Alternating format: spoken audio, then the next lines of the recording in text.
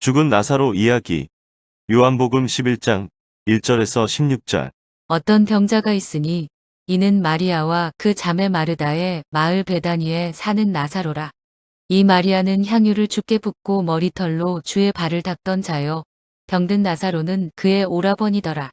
이에 그 누이들이 예수께 사람을 보내어 이르되 주여 보시옵소서, 사랑하시는 자가 병들었나이다 하니 예수께서 들으시고 이르시되 이 병은 죽을 병이 아니라 하나님의 영광을 위함이요 하나님의 아들이 이로 말미암아 영광을 받게 하려 함이라 하시더라. 예수께서 본래 마르다와 그 동생과 나사로를 사랑하시더니 나사로가 병들었다 함을 들으시고 그 계시던 곳에 이틀을 더 유하시고 그 후에 제자들에게 이르시되 유대로 다시 가자 하시니 제자들이 말하되 라삐여, 방금도 유대인들이 돌로 치려 하였는데 또 그리로 가시려 하나이까. 예수께서 대답하시되 낮이 12시간이 아니냐. 사람이 낮에 다니면 이 세상의 빛을 봄으로 실족하지 아니하고 밤에 다니면 빛이 그 사람 안에 없는 고로 실족하느니라. 이 말씀을 하신 후에 또 이르시되 우리 친구 나사로가 잠들었도다. 그러나 내가 깨우러 가노라. 제자들이 이르되 주여, 잠들었으면 낫겠나이다 하더라. 예수는 그의 죽음을 가리켜 말씀하신 것이나 그들은 잠들어 쉬는 것을 가리켜 말씀하심인 줄 생각하는지라. 이에 예수께서 밝히 이르시되 나사로가 죽었느니라. 내가 거기 있지 아니한 것을 너희를 위하여 기뻐하노니 이는 너희로 믿게 하려 함이라. 그러나 그에게로 가자 하시니 디두모라고도 하는 도마가 다른 제자들에게 말하되 우리도 주와 함께 죽으러 가자 하니라. 본문에 죽은 나사로가 살아나는 사건은 예수 그리스도의 십자가로 말미암아 사망에서 풀려나게 되는 교회의 이야기를 표현한 것입니다. 그래서 나사로의 이야기가 향유를 주께 부어 주님의 죽음을 예비했던 마리아의 소개로 시작되는 것입니다. 즉, 이 이야기는 예수님의 죽음에 관한 이야기라는 것입니다. 예수님께서 요단강을 건너서 죽은 나사로에게 가실 때 이틀을 더 머무시고 사흘째에 요단강을 건너가십니다. 이렇게 본문은 이틀을 더 머무셨다는 말씀을 통하여 나사로의 완전한 죽음을 강조하고 있는 것입니다. 그런데 나사로가 살아난 기적의 현장에 있던 자들이 그 기적을 보고 주님을 믿은 것이 아니라 주님을 죽이려 했습니다. 따라서 기적이 믿음을 가져올 수 있다는 말은 잘못된 말인 것입니다. 죽은 자가 살아났는데 그 기적이 자신들에게 유익이 되지 않자 예수님을 죽이려 합니다. 그리고 바로 유월절이 등장합니다. 죽음에 붙들려 있던 나사로가 그 죽음에서 풀려 새로운 피조물이 되는 일에는 주님의 유월절, 즉 어린 양의 십자가가 필연적으로 전제되어야 함이 드러나는 것입니다. 유월절은 무죄한 어린 양의 피에 의해 죽어야 할 장자들이 거저 살아나는 것입니다. 우리 교회의 구원이 바로 그러하다는 것입니다.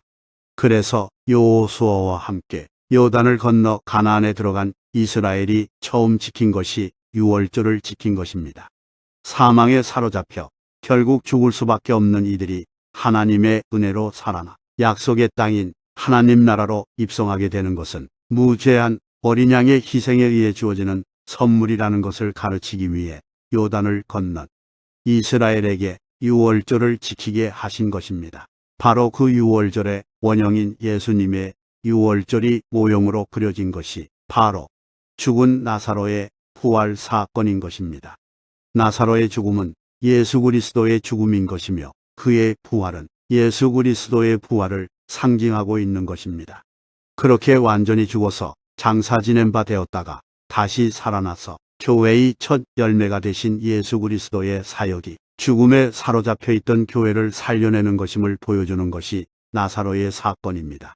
그래서 주님은 본문에서 나사로가 병이 든 것은 하나님의 영광을 위함이라고 하신 것이고 그로 말미암아 아들이 영광을 얻는 일이라고 하는 것입니다. 그러니까 나사로의 병은 죽음에 이르는 병이 아니라 어떤 것을 설명하기 위한 병이라는 것입니다.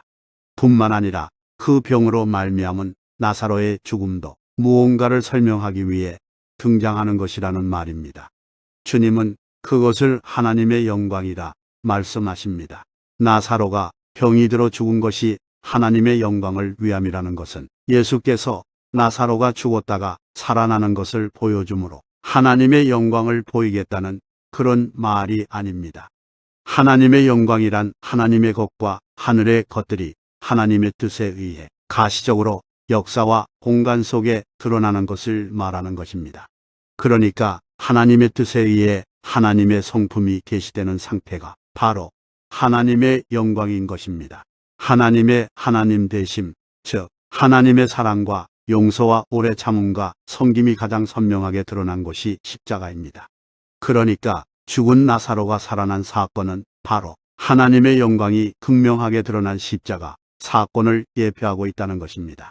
그리고 그렇게 불가능한 시체들이었던 우리가 전적으로 아들의 공로에 의해 살아나게 되었다는 것을 인정할 때 그것이 아들이 영광을 받는 것입니다. 그래서 나사로는 예수님이 그러했듯이 완전히 죽어야 하는 것입니다. 그래서 예수님이 나사로의 와병 소식을 듣고도 이틀을 더 유하다 가신 것입니다. 주님은 단순히 병이나 고쳐주러 오신 분이 아니라 당신의 백성들을 죽음에서 건져주기 위해 오셨다는 것을 알 수 있습니다. 그게 진짜 사랑입니다. 그래서 주님은 나사로가 완전히 죽을 때까지 기다린 것입니다. 주님은 나사로가 죽은 지 나흘이 되었을 때에 비로소 나사로에게 갑니다. 히브리 사람들은 사람이 죽으면 그 영혼이 사흘 동안은 그 시체 주위에 머물다가 나흘째에는 완전히 육체와 격리가 된다고 믿었습니다. 예수님은 그러한 여지마저 철저하게 부수고 들어가는 것입니다. 그는 완전히 죽은 자라는 것을 알리고 인식시키기 위해 죽은 지 나흘이 되어 썩은 내가 풀풀 나는 때에 나사로의 무덤으로 간 것입니다. 왜냐하면 예수님이 바로 그렇게 완전히 죽어야 하기 때문입니다. 사망에 먹혀 철저하게 죽은 나사로의 인생이 되셔서 완전히 죽으심으로 말미암아 그의 사망을 폐기쳐 분식혀 버리고 다시 부활하심으로 우리로 사망과 완전히 결별을 하게 만든 예수 그리스도의 그 완전한 은혜의 십자가가 지금 나사로의 사건에 드러나 있는 것입니다. 그래서 나사로가 죽게 놔둔 것입니다. 나사로가 죽어야 그의 죽음과 부활로 구원을 설명할 수 있기 때문에 주님은 나사로의 죽음의 현장에 당신이 계시지 않았던 것을 기뻐하셨던 것입니다.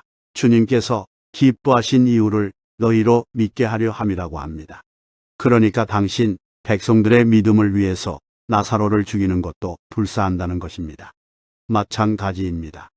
우리의 믿음을 위해 우리를 죽도록 내버려 두시는 것이 바로 하나님의 기쁨이요 하나님의 사랑인 것입니다. 하나님은 우리의 믿음을 위해 마치 우리를 죽음의 자리로 내모시는 것 같이 우리를 대우하실 때가 있는 것입니다. 그러나 유대인들은 병이나 고쳐주고 목숨이나 부지하게 만들어주는 것이 사랑이라고 착각을 했습니다. 예수님께서 마리아와 문상온 유대인들이 우는 것을 보고 통분히 여기고 민망히 여기셨다고 합니다. 예수님은 당신의 백성들을 붙들고 있는 사망의 세력에게 분노하신 것입니다. 예수님은 눈물을 흘리십니다. 그 예수님의 눈물은 마리아와 마르다 그리고 유대인들의 눈물에 동참하는 것입니다. 사망에 사로잡혀 사망의 증상들을 겪어내며 눈물을 흘리고 있는 당신의 백성들의 눈물에 동참하는 것입니다. 주님은 나사로의 무덤 돌문을 치우라 하셨습니다. 예수님을 믿는다고 하는 마리아와 마르다의 불신이 또 한 번 나타납니다. 이미 죽은 지 나흘이 지난 냄새가 나는데 왜 문을 열라고 하느냐고 오히려 주님을 말립니다. 사망에 사로잡힌 자들의 불신의 모습입니다. 주님은 나사로의 무덤으로 들어갑니다. 왜 굳이 무덤을 열고 그 무덤 속에서 썩어가는 시체를 볼 수 있게 하십니까? 그게 바로 우리의 모습이었다는 것을 생생하게 보여주고 싶은 것입니다. 우리들은 모두 무덤 속에서 죄와 허물로 죽어 있던 자들이었습니다. 아니, 이미 구원을 받았다고 하는 지금도 우리는 때때로 무덤 속에서 죽음을 경험하며 살고 있습니다. 우리가 어떤 지경에서 구원을 받은 자들이라는 것을 잊지 말라는 하나님의 배려인 것입니다. 그렇게 썩어가는 시체로서의 나사로의 상태가 드러나자 주님은 나사로의 죽음을 빨아들여 그 사망을 품에 안고 십자가에서 죽어버림으로 당신의 백성들을 그 사망에서 풀어놓으시는 것입니다. 그런데 모든 유대인들이 예수님을 죽여라 하고 외치고 있습니다. 그것은 사망에 물려있던 나사로가 살아나기 위해서는 반드시 예수님의 죽음이 전제가 되어야 한다는 것을 보여주는 것입니다. 주님은 그렇게 사망과 사망의 열매들을 미워하십니다. 통분히 여기고 민망히 여기십니다. 우리는 예수 그리스도의 분노와 불쾌감을 보면서 계속해서 사망의 열매들을 탐닉하는 우리 자신의 모습을 돌아봐야 합니다. 우리의 사망이 되셔서 죽으시고 부활하신 그분이 우리 안에서 불꽃 같은 눈으로 우리를 지켜보고 계신데 여전히 사망의 종처럼 살겠습니까? 그래봐야 우리만 손해입니다. 우리는 그 사망의 열매들을 탐닉하면서 그것들이 주는 쾌락이 영원할 것 같이 생각하지만 곧 고통과 눈물로 우리를 공격한다는 것을 경험해 보셔서 아실 것입니다.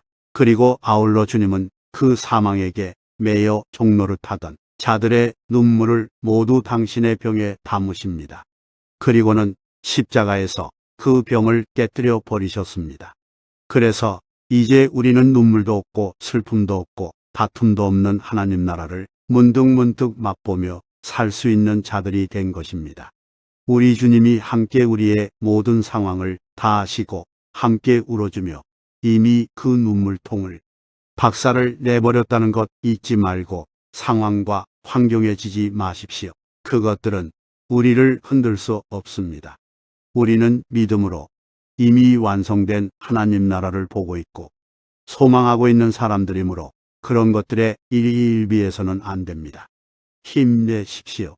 주님이 이기셨으므로 우리는 절대 실패할 수 없습니다. 예수 그리스도의 은혜가 충만하길 축복합니다.